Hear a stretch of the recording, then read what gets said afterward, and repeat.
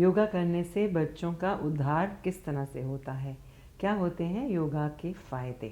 नमस्कार, मेरा नाम वंदना सक्सेना है। मैं एक स्कूल की प्रिंसिपल, एक लीडरशिप ट्रेनर, एक टीचर और एक योगा प्रैक्टिशनर हूँ। इस वीडियो में मैं आपसे बात करूँगी अपने योगा गुरु मिस्टर आशीष कुमार के साथ। नमस्कार sir, it's a pleasure to have you in this conversation. Thank you. तो आप मुझे बताइए कि जब 10 या 12 साल या 14 साल पहले आपकी मैं स्टूडेंट बनी थी, तो आपने क्या सोचा था उस वक्त मेरे बारे में। मैं एक जिम की क्लास में आपके पास जिम में आई मुलाकात हुई थी एंड मुझे याद है कि वो एक इम्प्रेशन था कि जिम में योगा टीचर का मतलब वो धोती कुर्ते टाइप में आए होंगे। And that time I was wearing a bandana, तो सरप्राइज कि ऐसे भी योगा टीचर हो सकते हैं। एंड आपके बारे में एक चीज़ था कि एक फायर थी, मतलब होता है ना कुछ करने की इच्छा, तो वो तो दिखी थी उस समय भी। और शायद वही रीज़न था कि उसके बाद जिम वाली क्लास बंद होने के बाद आपने घर पे ऑफ़र किया मेरे घर का स्पेस यूज़ कीजिए। मैं आपसे एक चीज़ पूछता हूँ, योगा आपने अपने लिए शुरू किया था जी। जब आप स्कूल की प्रिंसिपल बनी, तो आखिर ऐसा कौन सा थॉट था, क्या उस थॉट के पीछे रीज़न था जो आपने बच्चों के लिए सोचा कि इनको योग की ज़रूरत है? बहुत सारे कारण थे, लेकिन सबसे प्रोमिनेंट उसमें ये रीज़न था कि योगा करने से मेरी ना टाइम मैनेजमेंट स्किल बहुत इम्प्रूव हो गई थी। तो मेरी मम्मी ने जो मुझे एक बात कही थी, जिसके बारे में मैंने आपसे पहले भी जिक्र किया है, कि उन्होंने कहा कि बेटा योगा करके देखो, 1 घंटे का काम 20 मिनट में हो जाएगा। तो मैंने सोचा शायद जो मेरे साथ हुआ है तो क्यों ना यही चीज़ बच्चों तक पहुंचाई जाए, और इसीलिए मैंने योगा की शुरुआत स्कूल में की और आपको वहाँ फिर मैंने बुलाया। तो मैं आपको बताऊं कि 12 साल हमने जब योगा का इकट्ठे की शुरुआत की, तो हमारे पास कोई करिकुलम ऐसा नहीं था, कुछ फिक्स नहीं था, तो we went with the flow. तो शुरू में आपने बच्चों को योगा के लिए मोटिवेट करने के लिए, उनका इंटरेस्ट गेन करने के लिए ऐसा क्या मैजिक वेव किया जो बाद में बच्चों ने आपको बिल्कुल नहीं छोड़ा? बच्चों के साथ पहले तो दोस्ती की। आसन करते समय उनके साथ साथ मैं भी ज़बरदस्ती फेल होता था ज़बरदस्ती गिरता था कि देख बेटा मेरे से भी नहीं हो रहा है, आओ दोनों मिलकर ट्राई करते हैं। तो शायद उनको लगा कि ये टीचर कम और हमारे जैसे ज़्यादा हैं, नॉर्मल ह्यूमन बीइंग है, कोई मतलब सुपर ह्यूमन नहीं है। तो शायद वही बॉन्डिंग उनके साथ बनती गई और आज तक बनी हुई है। बहुत अच्छे, बहुत अच्छे। उसका आउटपुट मिला जिन बच्चों को, मतलब खास करके गर्ल्स को, जो सिर ऊपर करके नहीं बात करती थी, 4-5 साल लगे और वो कॉन्फिडेंस के साथ सिर ऊंचा करके हाय हेलो विश करने लगी। That was the biggest change जो मैंने बच्चों में फील किया था। That's right. और एज अ प्रिंसिपल जो चेंज मुझे नज़र आया योगा करते करते, शुरू में जब बच्चे योगा करते थे सो दे वर नॉट दैट स्टिल, उनके पैर भी हिलते थे एंड फेशियल एक्सप्रेशन में भी ऐसे लगता था वो योगा ना कोई जिम की एक्सरसाइज कर रहे हैं, टेंस होके कर रहे थे। लेकिन धीरे धीरे मैंने देखा कि उनके बॉडी पॉस्चर्स, उनके एक्सप्रेशंस और उनके चलने का तरीका, बल्कि जो हंच करने, जो आजकल के समय में हम देखते हैं बच्चों का ओवर यूज़ ऑफ टेक्नोलॉजी से जो एक बॉडी पॉस्चर पे असर हो गया, तो धीरे धीरे वो बैकबोन एक स्ट्रेट होती हुई नज़र आने लगी। तो ऐसा क्या आपने सिखाया बच्चों को जिससे उनका बॉडी पॉस्चर इम्प्रूव हुआ? दोनों चीज़ें थी। हंच करना ठीक है, लाइफस्टाइल डिसऑर्डर भी हो सकता है और साइकोलॉजिकल भी। जो बच्चे थोड़ा सा अंदर से डरे हुए होते हैं ना, फेस करने से डरते हैं सिचुएशन को, तो उनके शोल्डर्स थोड़े से ड्रूप कर जाते हैं। बिल्कुल। और जब उनके अंदर किसी चीज़ को लेके कॉन्फिडेंस, हमने उनके अंदर कॉन्फिडेंस दिखाया, आपने उनके अंदर कॉन्फिडेंस, बेटा चलो तुम ये कर सकते हो, वो सबसे बड़ा उनके लिए फैक्टर था कि अगर हमारी प्रिंसिपल स्कूल की हेड हमारे में कॉन्फिडेंस शो कर रही हैं, then we can do anything, we can achieve anything.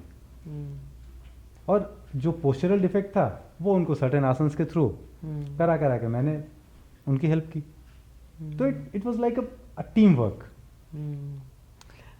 No doubt. In fact अगर कभी मुझे बच्चों की क्लास ज्वाइन करनी होती तो मैं भी कभी ना कभी आती थी बच्चों के साथ मैं एक्सरसाइज करती थी, योगा करती थी, और उसमें एक अलग किस्म का माहौल होता हाँ। था। और मैंने ये देखा कि योगा करते समय बच्चे फेलियर से नहीं डर रहे थे। ना इन्वर्टेड आसन्स जो भी बहुत मुश्किल होते हैं, वो आसन्स भी वो कई बार हम लोगों से भी बहुत ज़्यादा अच्छा हाँ। कर रहे होते थे। बल्कि सर अगर मैं कहूँ तो कुछ बच्चे तो आपसे भी ज़्यादा मेरे से अच्छा better। कर रहे होते थे। इनफैक्ट मुझे एक स्टेज शो याद है, एनुअल फंक्शन वाला। उसमें हम जितने टीचर्स थे उनके लिए कंपलसरी कर दिया था कि आपको भी स्टेज पे आना है। जी बिल्कुल।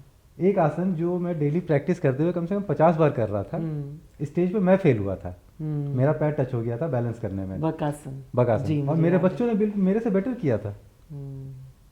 तो ठीक है, मेरे लिए प्राइड एंड प्राउड दोनों का मोमेंट था कि मेरे बच्चे मेरे से बेटर कर रहे हैं। इससे ज़्यादा और क्या चाहिए। करीबन 8 या 9 साल बाद जब कोविड आया, तो उस समय हमने आपको इनवाइट किया, क्योंकि उस समय हमें लगा जब बच्चे लौट कर आए कोविड के बाद तो उनकी मानसिक स्थिति पर कुछ असर पड़ा था। तो उस समय हमने सर आपको टीचर्स को ट्रेन करने के लिए बोला, माइंडफुलनेस या मेडिटेशन के लिए। तो वो एक्सपीरियंस कैसा रहा आपके लिए? टीचर्स कुछ तो मतलब काफ़ी इंथू के साथ आगे आए थे जी। कि जिन्हें एक होता है ना टीचर, जो पैशनेट टीचर्स होते हैं, जिन्हें बच्चों की वाकई चिंता थी, उन्होंने सीखा और उन्होंने अपनी क्लास में इम्प्लीमेंट करना शुरू किया। भले ही 10 मिनट कराते थे, बट वो प्रैक्टिसेस करानी शुरू की उन्होंने, और रिजल्ट मिला उसका। लेकिन माइंडफुलनेस सिखाना या मेडिटेशन सिखाना टीचर्स को एक बहुत लंबी जर्नी होती है, या किसी को भी सीखना, हम लोगों को भी समझना वाकई में मेडिटेशन क्या होती है। तो उसको एक एब्स्ट्रैक्ट चीज़ को आप किस तरह से समझाते हैं? सी माइंडफुलनेस थोड़ा सा टेक्निकल डिफरेंस है मेडिटेशन एंड माइंडफुलनेस में। जी।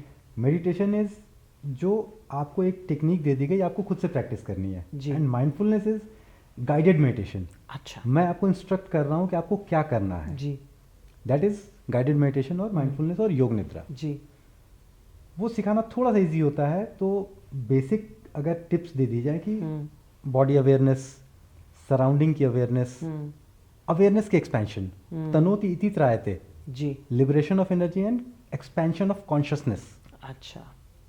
तो वो अवेयरनेस जो डेवलप होती है, तो माइंड जो इधर उधर वेवर कर रहा है, डिफरेंट थॉट्स के पीछे भाग रहा है, वो धीरे धीरे धीरे धीरे धीरे एक जगह फोकस होना शुरू हो जाता है। जी। लेकिन अवेयरनेस की बात कर रहे हैं आप, बच्चों का ध्यान तो ब्रेथ तक ले जाना भी बहुत मुश्किल है।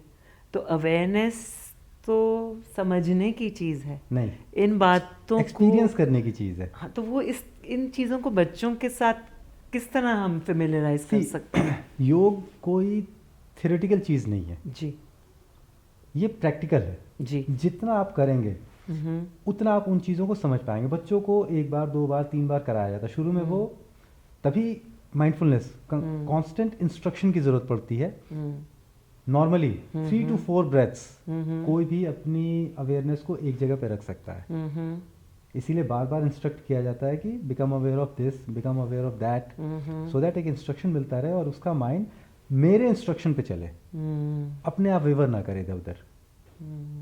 तो वो धीरे ट्रेनिंग, जैसे हम अगर कहा जाए कि ये हाथ हमें ऐसे रखना है 10 सेकंड के लिए, हम रख सकते हैं। माइंड को कोई कहे कि 10 सेकंड एक जगह पे रख लो, नेक्स्ट टू इम्पॉसिबल। लेकिन अगर ट्रेन किया जाए उसको प्रॉपर तरीके से, तो जैसे बॉडी की ट्रेनिंग हुई वैसे माइंड की ट्रेनिंग होती है। That's right.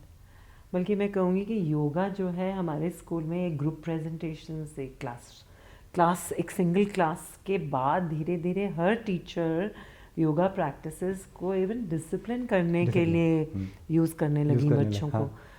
तो अक्सर ऐसी प्रैक्टिसेस आपने टीचर्स के साथ शेयर की जिसमें डिसिप्लिन के दौरान, जो असल में डिसिप्लिन करने का सही रीज़न होता है बच्चों को एक नेगेटिव स्टेट ऑफ माइंड से पॉजिटिव स्टेट ऑफ माइंड में ले जाया जाए, और एक ऐसे स्टेट ऑफ माइंड में जिसमें बच्चे टीचर्स की इंस्ट्रक्शन को सुनते हुए पाए जाएं। तो ऐसी कौन सी प्रैक्टिसेस थी जिससे आपको मदद मिली, और आपने क्या समझाया टीचर्स को? टीचर्स को सिर्फ एक ही चीज़ समझाई थी कि बच्चे हैं, ये कहते हैं ना फुल ऑफ एनर्जी। जी। अब उन्हें उस एनर्जी को हमें सब्लिमेट करना था। वो डिस्ट्रक्शन या नेगेटिविटी की तरफ जाने की बजाय उसको हमें पॉजिटिविटी की तरफ लेके जाना सर था। एक minute hold on that thought, ये सब्लिमेट ऑफ एनर्जी, पहले इसको समझाइए। सब्लिमेट मोटिवेशन तो हम सब समझते हैं, sublimation of energy of children, इसका क्या मतलब है? चेंज एनर्जी जी। जो डिस्ट्रक्शन या नेगेटिव हम्म। थॉट्स की तरफ जा रही थी, हमने उसको चैनलाइज कर दिया। Excellent, wonderful. Same thought same energy है आपके अंदर, अब वो इधर की बजाय हम्म। कंस्ट्रक्शन में चली गई। That is sublimation of energy, okay. Channelising of energy in जिस वे में हम चाहते हैं, जहाँ चाहते हैं। जी। तो उसका फायदा हुआ। एनर्जी तो वही थी, हमने उन्हें डायरेक्शन दे दिया नया कि ठीक है, तुम्हारे अंदर गुस्सा है ना, देखते हैं बेटा कितने राउंड सूर्य नमस्कार कर सकते हो। वो उनको एज ए चैलेंज दे दिया मैंने। वो एनर्जी उन्होंने वहाँ यूज़ कर ली, और करने के बाद उन्हें समझ में आया कि ठीक है, गुस्सा तो रहा ही नहीं मेरे अंदर। और मैंने मतलब 27 राउंड्स, 54 राउंड्स तक बच्चों ने किए हैं नॉन स्टॉप। रियली? जिसको मतलब नॉर्मल इंसान 108 कहता है, मेरे लिए वो 54 राउंड्स हुए। और बच्चे उसके बाद नॉर्मल घूम रहे हैं। बच्चों में होती है अनलिमिटेड एनर्जी। एंड सर मुझे याद है कि एक समय हमने कुछ सालों बाद, कुछ सालों के एक्सपीरियंस के बाद योगा को एक थेरेपी की तरह यूज़ करना शुरू किया। चिल्ड्रन विद स्पेशल नीड्स या hyper active children, the ones with ADHD। So what was your experience जब भी आपको काउंसलिंग सेल से बुलावा आता था?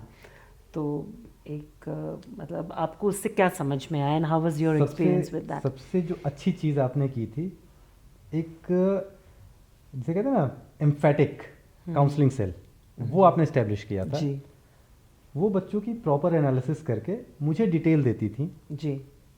कि इसको ये प्रॉब्लम है। जी। अब उसके बाद मेरी जितनी लर्निंग थी उन सबको निचोड़ के कि इस बच्चे को क्या कराया जा सकता है, क्योंकि हर बच्चा डिफरेंट था। तो किसी को सर्वांग आसन करा के उसके इमोशंस को बैलेंस किया, किसी को ओपन अप करने के लिए एक्सेसिव बैकवर्ड बेंडिंग्स कराई, चक्रासन कराया, भुजंग कराया, नॉन स्टॉप सूर्य नमस्कार करो। किसी को ज़रूरत थी ओवर एक्टिव है, थोड़ा शांत करने के लिए, आज तुम 5 से 7 मिनट तक सिर्फ पश्चिमोत्तान करोगे। जी। तो हर बच्चे के साथ डिफरेंट। हाँ, एक चीज़ थी कि आपने हमें फ्री हैंड दिया हुआ था कि मुझे रिजल्ट चाहिए, आउटपुट चाहिए, कैसे लाओगे उससे मुझे मतलब नहीं है। That was the biggest support. Result, output in terms of getting बच्चों की maximum well-being of the children. In our experience of yoga with children, एक बहुत बढ़िया और ट्रांसफॉर्मेशनल एक्सपीरियंस रहा है, और मेरे ख्याल हम इकट्ठे मिलकर ये रेकमेंड कर सकते हैं कि हर स्कूल में इसको शुरू किया जाना चाहिए। और ये टीचर्स के लिए और प्रिंसिपल्स के लिए ट्रूली एक्सपीरियंशियल लर्निंग है। जब योगा करेंगे, उसको एक्सपीरियंस करेंगे, तो उसके बेनिफिट्स स्कूल के पूरे करिकुलम में ज़रूर नज़र आएंगे। ओवरऑल पूरे स्कूल की ऑरा चेंज होने लगती है। जी बिल्कुल। हर आदमी उस एनर्जी, क्योंकि देखिए हम सब अगर कहा जाए हम एनर्जी का ग्रॉस फॉर्म है, तो अगर हमारी एनर्जी पॉजिटिव होती जाएगी, पूरे स्कूल के बच्चों की एनर्जी पॉजिटिव होती जाएगी, तो फाइनली पूरे स्कूल की ऑरा चेंज कर जाएगी। वहाँ पर हमारा काम तो हो ही गया, वहाँ हमने काम कर दिया। अगर आपको हमारा वीडियो पसंद आए तो do like, share and subscribe and add to the comments. Come back for more and more such insights through yoga with Mr. Ashish Kumar and myself. Thank you for watching. Thank you.